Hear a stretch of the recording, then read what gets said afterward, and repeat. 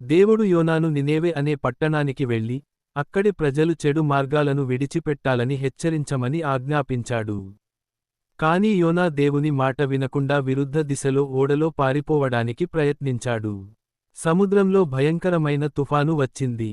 తన వల్లే ఈ ప్రమాదం వచ్చిందని తెలుసుకున్న యోనా, తనను సముద్రంలో వేయమని చెప్పాడు.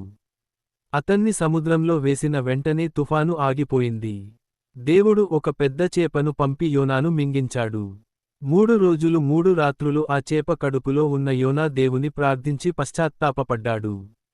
దేవుని ఆజ్ఞతో ఆ చేప యోనాను భూమిపైకి వదిలింది. ఈసారి యోనా నినేవెకు వెళ్లి దేవుని సందేశాన్ని ప్రకటించాడు.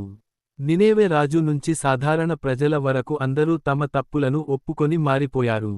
వారి పశ్చాత్తాపాన్ని చూసి దేవుడు ఆ పట్టణాన్ని కాపాడాడు.